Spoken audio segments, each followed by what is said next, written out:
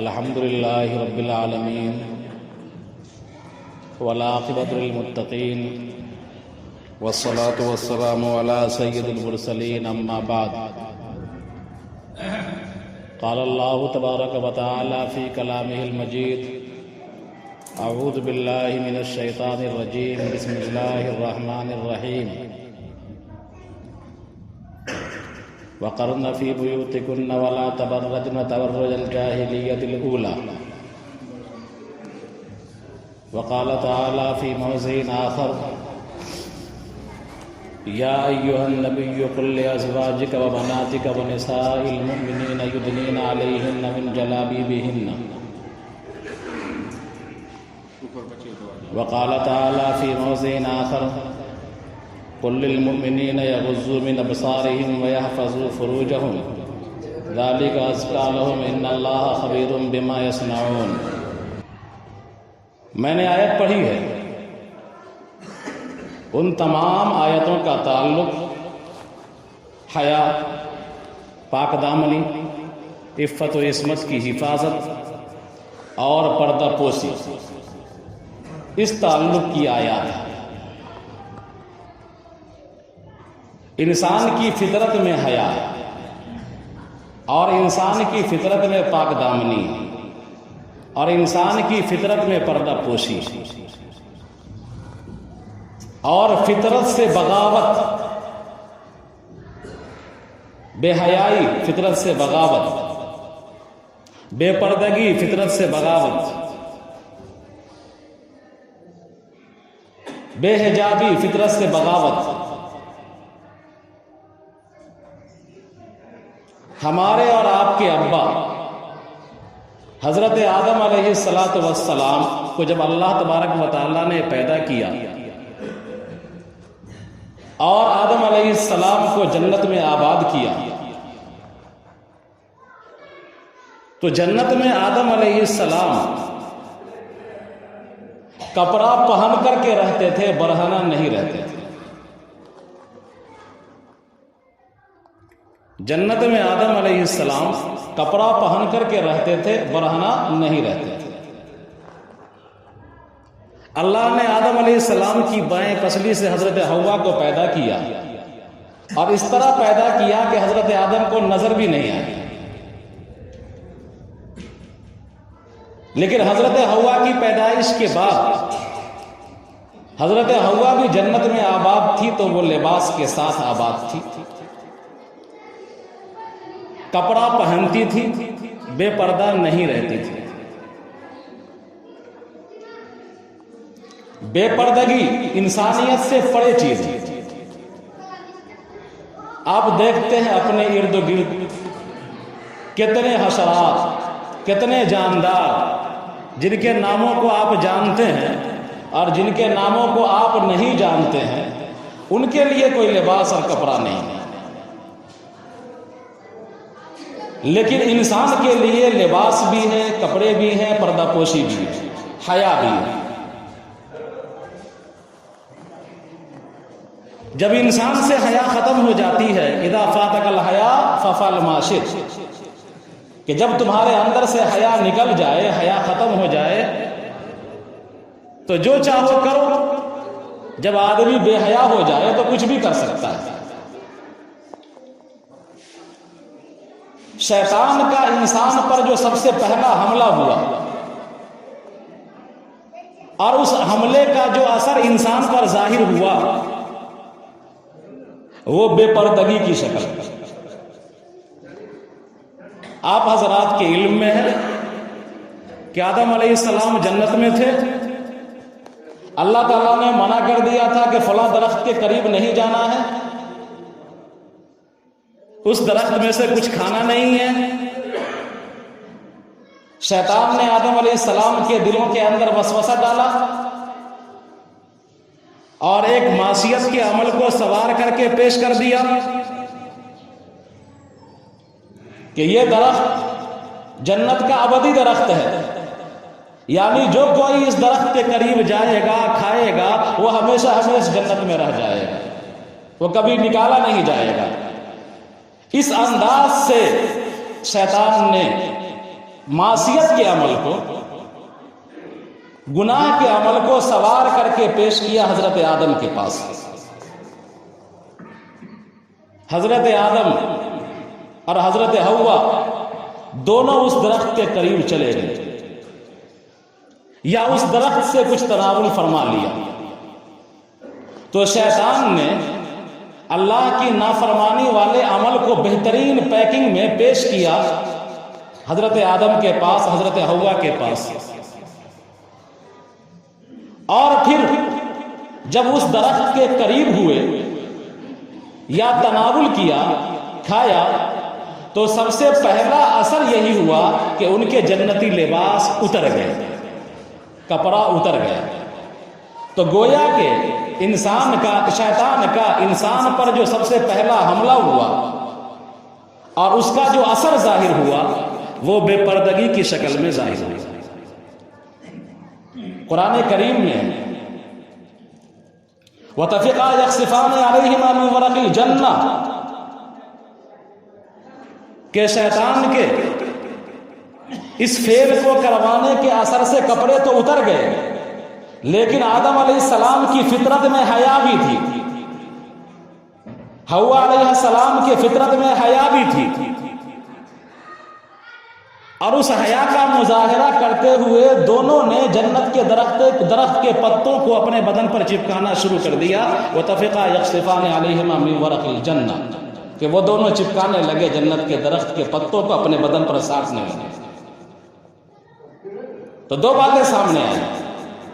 پہلی بات تو یہی کہ شیطان کا انسان پر جو حملہ ہوا اس کا پہلا اثر جو ظاہر ہوا بے پردگی کی شکل میں ظاہر ہوا، اور انسان کے اندر فطرتاً اللہ نے حیا بھی رکھا تھا، تو آدم علیہ السلام فوراً پتے چپکانے لگے۔ گویا کہ لباس کا نزول اور لباس کا پہننا اللہ تبارک و تعالیٰ کی رحمت کی طرف سے، اللہ تبارک و تعالیٰ کے فیضان کا اور اس کی رحمت کا مظہر ہے، اور لباس کا اتر جانا اللہ کے غضب کا مظہر ہے۔ آپ اپنے چھوٹے بچوں سے ناراض ہوتے ہیں اور بہت زیادہ بدمعاشی کرتا ہے تو آپ دھمکی دیتے ہیں کہ زیادہ بدمعاشی کرو گے کپڑا اتار دیں گے، باہر نکال دیں گے، گھر سے تم کو باہر کر دیں گے، کپڑا اتار دیں گے۔ اگر آپ نے کسی بچے کے کپڑے کو اتار دیا تو کیا وہ بچہ ننگے دھڑے باہر جا سکتا ہے؟ کتنوں آپ لاٹھی چلائیے، غصے کا اظہار کیجئے، ماں کے دامن میں چھپ جائے گا، یا کسی چادر کو اوڑھ لے گا، یا اندر بھاگ جائے گا، گیٹ کے کونے میں بیٹھ جائے گا۔ تو آپ جب غصہ ہوئے تو بچوں کو دھمکی دی کپڑا اتارنے کی، اور بچوں کے اندر حیا تھی، اللہ نے ڈالا ہے فطرتاً ہر انسان کے اندر، تو بچوں کے اندر حیا تھی، تو بچے کے لباس کو بھی اگر آپ نے اتارا تو بچہ کسی کونے میں دبک جاتا ہے، چھپ جاتا ہے، برہنہ باہر نہیں جاتا ہے۔ یہ بتلاتا ہے کہ انسان کی فطرت میں اللہ تبارک و تعالیٰ نے حیا رکھی ہے، الا یہ کہ کوئی انسان اپنی فطرت سے بغاوت کر لے، جیسے کہ پورا یورپ، ہمارے نام نہاد مفکرین جو آج علم اٹھائے ہوئے ہیں بے پردگی کا، تو وہ سب کے سب اپنی فطرت سے بغاوت کر بیٹھے۔ اسلام کی یہ خصوصیت ہے کہ اسلام نے ان تمام چیزوں پر پابندی لگا دی اور ان تمام چیزوں کو ممنوع قرار دیا جس کے ذریعے سے بے حیائی آئے، بے حیائی پھیلے۔ اسلام یہ چاہتا ہے کہ ہمارا معاشرہ اور سماج پاکیزہ معاشرہ بنے، ہر گھر پاکیزہ بنے، ہر گاؤں سماج پاکیزہ بنے۔ یہ اسلام کا مزاج ہے، اسلام یہ چاہتا ہے۔ اور اسلام پاکیزہ، ہمارا معاشرہ اور سماج پاکیزہ کب بنے گا؟ جب ہم اور آپ اسلامی تعلیمات پر عمل پیرا ہوں گے۔ اگر ہم نے اسلام کو اپنے دامن میں جگہ دے دیا اور پورے طور پر اسلام میں داخل ہو گئے، ہمارا اندر بھی اور ہمارا ظاہر بھی سب درست ہو گیا، ہمارے اخلاق اور ہمارے کردار بھی درست ہو گئے، تو انشاءاللہ اسلام کو پھلنے پھولنے میں کوئی تاخیر نہیں ہوگی۔ اسلام کو کردار اور اخلاق سے پھیلا۔ اور اگر ہم ہی اسلام پر ظلم کریں گے، ہم ہی اپنے مذہب پر ظلم کریں گے اور اسلام کا نام لیوا ہونے کے باوجود اسلامی احکام کی دھجی اڑائیں گے، تو دوسروں سے کیا خیر کی توقع کر سکتے ہیں؟ اگر ہم ہی بے پردگی کا مظاہرہ کریں گے تو کیا کورٹ ہماری حفاظت کرے گا؟ اگر ہم ہی بد اخلاقی کا مظاہرہ کریں، اگر ہم ہی بد کرداری کا مظاہرہ کرنے لگے اور ہم ہی معاشرے اور سماج کے چین کو غارت کرنے لگے، معاشرے اور سماج میں بے حیائی پھیلانے لگے، تو کیا ہم کسی عدالت سے یا کسی کورٹ سے یا کسی حکومت سے توقع کر سکتے ہیں کہ وہ ہمارے حق میں بہترین فیصلہ کر دے، ہمارے معاشرے اور سماج کو سدھار دے؟ ایسا کبھی نہیں ہوگا۔ اسلام کوئی درخت نہیں ہے کہ اس کی حفاظت کی جائے، اسلام کوئی ایسا پودا نہیں ہے کہ اس کو ڈھیر کر کے رکھے رہیے۔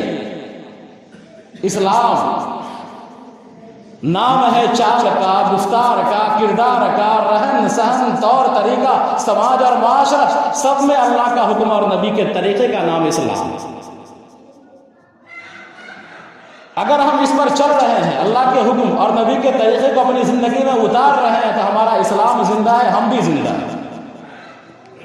اور اگر ہم نے اللہ کے حکم اور نبی کے طریقے کو چھوڑ دیا ہے تو اسلام تو زندہ رہے گا قیامت تک، لیکن ہم زندہ نہیں رہیں گے بحیثیت مسلمان۔ بہرحال بات نکل رہی ہے آگے۔ میں نے کہا کہ اسلام کی خصوصیت یہ ہے کہ بے حیائی کے تمام راستوں پر اس نے پہرے بیٹھا دیے ہیں، پابندیاں لگا رکھی ہیں۔ بے حیائی پھیلنے کا اور فواحش کے پھیلنے کا سب سے بڑا ذریعہ انسان کی نگاہ ہوتی ہے۔ نگاہ کے بارے میں آتا ہے کہ یہ شیطان کے تیروں میں سے ایک تیر ہے۔ اللہ تبارک و تعالیٰ نے فرمایا قُلْ لِلْمُؤْمِنِينَ يَغُضُّوا مِنْ أَبْصَارِهِمْ، کیا ایمان والو تم اپنی نگاہ کی حفاظت کرو، اپنی نگاہ کو نیچی رکھا کرو۔ مردوں کو بھی یہ حکم دیا اور عورتوں کو بھی تاکیدی طور پر یہ حکم دیا قُلْ لِلْمُؤْمِنَاتِ يَغْضُضْنَ مِنْ أَبْصَارِهِنَّ، کہ نبی صلی اللہ علیہ وسلم اپنی عورتوں سے بھی کہہ دیجئے، مسلم عورتوں سے، کہ وہ اپنی نگاہ کو نیچی رکھیں۔ حیا اور پاک دامنی آنے کا بڑا ذریعہ نگاہ کا نیچی رہنا ہے، اور نگاہ کا اٹھنا، غیر محرم کو دیکھنا، یہ بے حیائی کا سب سے بڑا ذریعہ ہے۔ تو اسلام نے پابندی لگا دی کہ نگاہ نیچی رکھنا ہے، مردوں کو بھی حکم دے دیا اور عورتوں کو بھی حکم دے دیا۔ صحابہ کرام کی زندگی کے واقعات آپ پڑھیں گے تو آپ کو پتہ چلے گا کہ صحابہ کرام نے اپنی نگاہوں کی حفاظت کس انداز سے کی۔ حضرت ام سلمہ رضی اللہ تعالی عنہ، جو حضرت ابو سلمہ رضی اللہ تعالی عنہ کی اہلیہ ہے اور ان کے وفات کے بعد یہ امہات المومنین میں سے بن گئی، یعنی اللہ کے رسول صلی اللہ علیہ وسلم کے نکاح میں آئیں حضرت ام سلمہ۔ ان کے واقعات میں آتا ہے کہ ام سلمہ نے اسلام قبول کیا تھا مکہ میں، اور اس دور میں اسلام قبول کیا تھا جس دور میں اسلام کو قبول کرنا تمام طرح کے خطرات کے پیدا ہونے کا ذریعہ تھا۔ یعنی کلمہ کا بول، کلمہ کو پڑھنا، یہ ہاتھ میں انگارے لینے کے مترادف تھا، برابر تھا۔ اسی زمانے میں اسلام قبول کیا تھا جس زمانے میں حضرت خباب کو انگاروں پر لٹایا گیا تھا اور حضرت بلال کے سینے پر پتھر ڈالے گئے تھے، اسی زمانے میں انہوں نے اسلام قبول کیا تھا ام سلمہ، اور ان کے شوہر بھی اسلام قبول کیے تھے۔ دونوں کے اندر بڑا پیار اور بڑا محبت تھا۔ اللہ تعالیٰ نے اولاد بھی دے رکھی تھی. نبی کریم صلی اللہ علیہ وسلم ہجرت کر کے چلے گئے، ہجرت فرض ہو چکی تھی. انہوں نے ہجرت کا ارادہ کیا، ابو سلمہ نے بھی اور ام سلمہ نے بھی اپنے بچے کے ساتھ. جیسے ہی لوگوں کو معلوم ہوا کہ یہ مکہ چھوڑ کر کے جا رہے ہیں تو ام سلمہ کے خاندان والوں نے گھیر لیا کہ ہم کسی حالت میں تم کو جانے نہیں دیں گے. اگر تمہارا شوہر جانا چاہے تو وہ چلا جائے، لیکن ہم تم کو قطعاً جانے نہیں دیں گے، تم ہمارے قبیلے کی خاتون ہو. ام سلمہ اپنے بیٹے کو لے کر کے رہ گئی اور ان کے شوہر ابو سلمہ چلے گئے. کفار نے ان کا راستہ نہیں روکا اور وہ مدینہ پہنچ گئے. ادھر ام سلمہ کے سسرال والوں یعنی ابو سلمہ کے خاندان والوں نے دیکھا کہ ہمارے خاندان کا لڑکا ام سلمہ کے پاس ہے، ننیال میں ہے. تو ان تمام لوگوں نے ام سلمہ سے ان کا لڑکا چھین لیا اور لے کر کے چلے گئے اپنے گھر. تو شوہر بھی رخصت ہو کر کے چلے گئے مدینہ. بیٹا تسلی کا ذریعہ ہے لیکن بیٹا بھی چھین لیا گیا ہے. حالت یہ ہے کہ یہ روتے ہوئے پورا دن گزارتی ہیں، ٹیلے پر جا کر کے بیٹھ جاتی ہیں، چٹان پر بیٹھ کر کے بیٹھ جاتی ہیں اور روتی رہتی ہیں.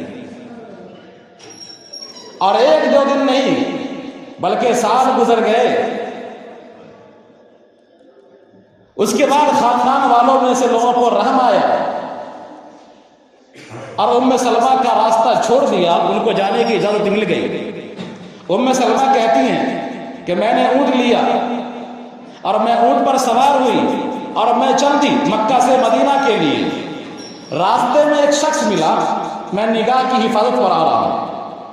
راستے میں ایک شخص ملا، اس شخص نے پوچھا کہاں جا رہی ہو؟ تو میں نے کہا کہ مکہ سے ہجرت کر کے مدینہ جا رہی ہوں. اس نے پوچھا تمہارے ساتھ کون ہے؟ ام سلمہ نے کہا کہ میرے ساتھ میرا اللہ ہے اور کوئی نہیں. اس شخص نے حضرت ام سلمہ کے اونٹ کی نکیل پکڑ لی اور وہ آگے آگے چلتا رہا اور ام سلمہ رضی اللہ تعالیٰ عنہ اونٹ پر بیٹھی رہی.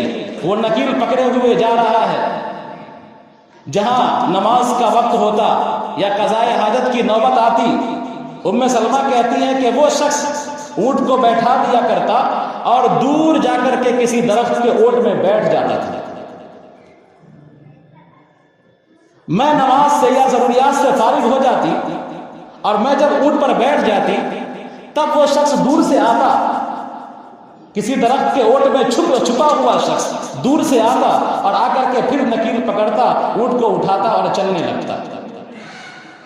اور دھیرے دھیرے چلتے ہوئے یہ مدینہ پہنچ گئی. قباء میں ٹھہری اور انہوں نے بتلایا کہ تمہارا شوہر یہی رہتا ہے. حضرت ام سلمہ اپنے شوہر کے پاس چلی گئی. تو بتلانا یہ مقصود ہے ام سلمہ کی روایت میں یا ان کے واقعات میں جو اہم بات ہے وہ یہ کہ اس صحابی نے ام سلمہ کے اونٹ کی نکیل کو پکڑا اور راستے میں کبھی ام سلمہ کی طرف نظر اٹھا کر کے نہیں دیکھا. اور جب ضرورت کے تحت بیٹھنا ہوتا، رکنا ہوتا تو وہ اونٹ کو بیٹھا کر اتنی دور چلا جاتا جہاں سے ام سلمہ نظر نہ آئے. یہ اللہ تبارک و تعالیٰ کے اس حکم قل للمؤمنین یغضوا من ابصارہم ویحفظوا فروجہم کہ اے مومنوں اپنی نگاہوں کو نیچی رکھو. یہ اس کا مظاہرہ تھا. ایک جنگ کے موقع پر ایک خاتون قید ہو کر کے آئی.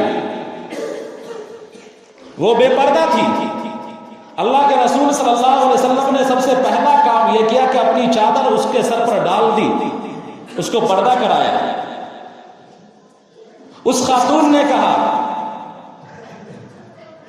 کہ آپ تو کرم کے دریا ہیں، کرم کے بادشاہ ہیں، آپ تو رحمت للعالمین ہیں. میں آپ سے خیر کے سوا اور رحم کے سوا کسی چیز کی توقع نہیں کرتی. مجھے امید ہے کہ آپ بحفاظت مجھے میرے قبیلے تک پہنچائیں گے. اللہ کے رسول صلی اللہ علیہ وسلم نے دو نوجوان صحابی سے کہا کہ جاؤ اس کو اس کے قبیلے پہنچا دو۔